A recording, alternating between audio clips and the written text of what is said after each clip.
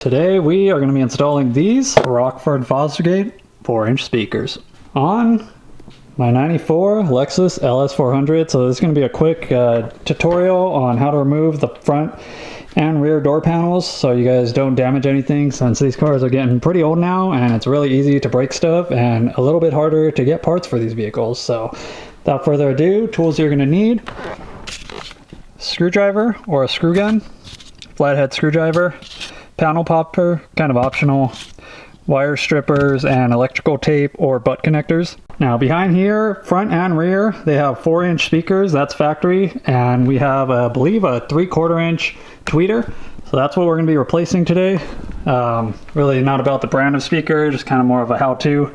These are kind of little baby speakers, but I already did the driver's side and it sounds pretty good, so let's get started. So a couple things you need to remove before pulling the door panel. You have a Phillips head right here. You have a couple Phillips heads right in here. I believe you got 1, 2, 3, 4. Supposed to have one in here on this door vent, but this one is missing it. And you're gonna have another big one up in this hole underneath the armrest. And we're gonna pop this window panel off, or window switch panel, and there's gonna be one more screw under there. So when popping off these panels, pop it off from the backside. That way you don't break the tab. And you can see that screws right there. We're gonna have to pop this little plastic trim piece off. It's really only secured like right here. See, it kind of just pops out like that. Then we'll have to pop out the bottom piece. That trim will come off. Same with the little floodlight down here. Pop it off from the back side. Then you could disconnect it. And there is no screw in there. But once you get all those screws off, you can grab it from the bottom or use a panel popper. Give it a good little pull. Should pop out. Should be able to unhook it from the windowsill.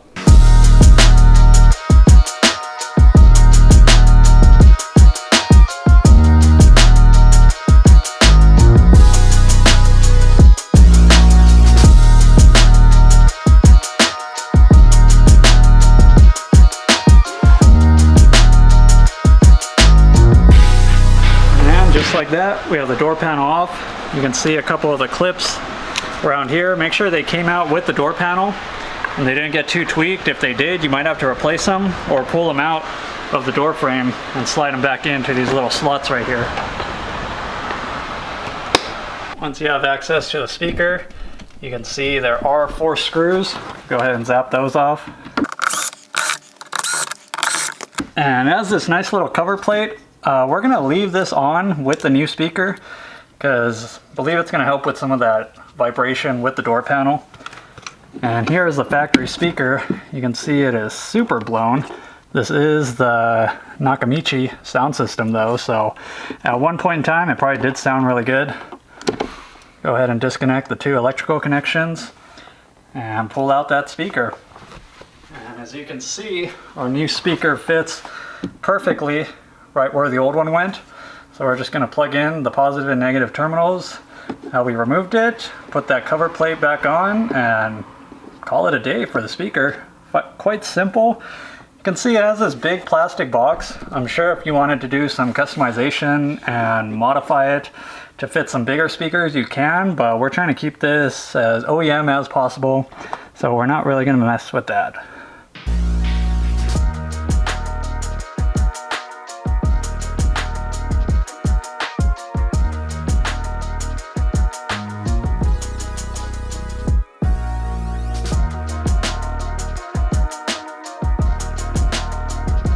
Just like that, you can see we have the factory speaker replaced. Now as for the tweeter, if you are going to be replacing this panel just pops off. It's got 2 tabs, one on each side. And then just 2 screws holding the tweeter in. See, the wire runs down here to this electrical connection. We're just going to splice into there, remove that old speaker, and should be it for the fronts.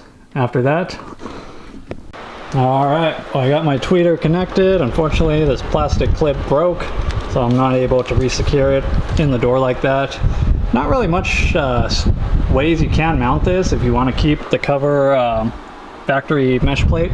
So I kind of just shoved it in here that'll hold it down, and we're just gonna hope for the best. So up to you if you want to maybe do a more custom fit, but with the tweeters you would probably need your own special bracket to mount with the factory ones. But we got the door speaker in. When putting the door panel on, just make sure you're careful with the harness, the wire harness for the door lock, and forgot what switch that was. Oh, the seatbelt harness and the little floodlight. Make sure you feed them through your door panel before you pop it on, and then we're going to slide the top end of the door panel to hook into the windowsill. Make sure that's all good and set in before you go ahead and push the clips back in. And then just install those screws in the reverse order you took off. Should be good. Alright, so we got the front all back assembled. For the rear is going to be a little bit easier. Same process with this panel. Pull this ashtray out. There is a screw in there, and then again pop the window switch from the back up, unplug it. It does have a little floodlight. Pop it out from the back side, pull it out, unplug it. You got one screw under the armrest here, and behind this panel right here, or this little clip, there is another screw. And once you get those off, I believe that's it. There might be one more under the window switch panel, but a lot less screws. There isn't any alongside the bottom like there is the front, so after we get all those off, we'll just give it a good yank and lift it out.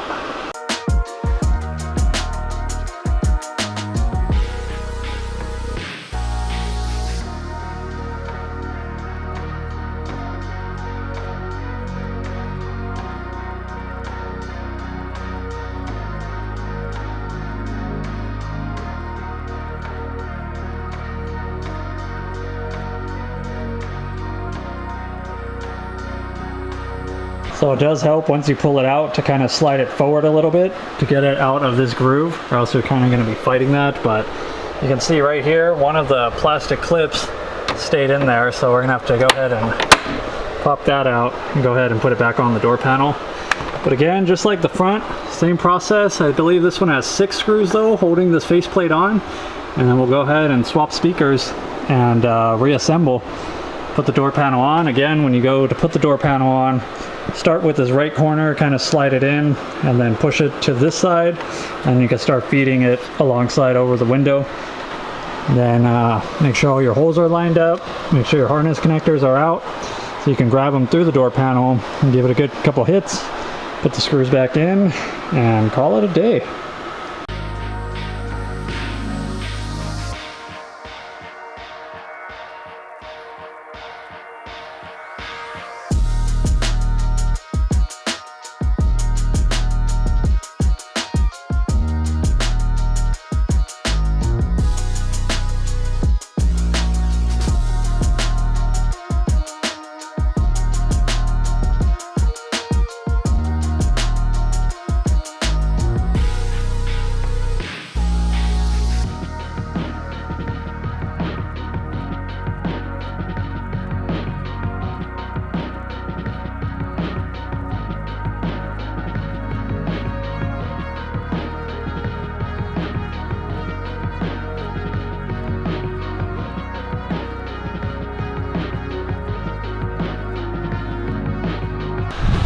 All right, just like that, all 4 speakers done. Obviously, it just showed you the passenger side. Driver's side is the exact same process as far as the fronts and the rears, but still got that OEM factory.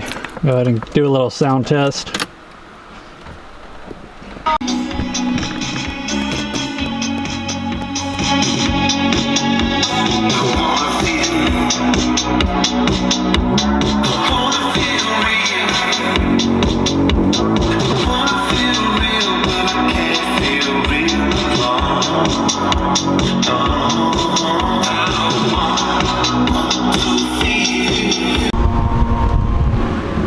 So that's it for this episode, guys. Hope you guys enjoyed it. Don't forget to like, comment, subscribe, and I'll catch you guys on the next episode.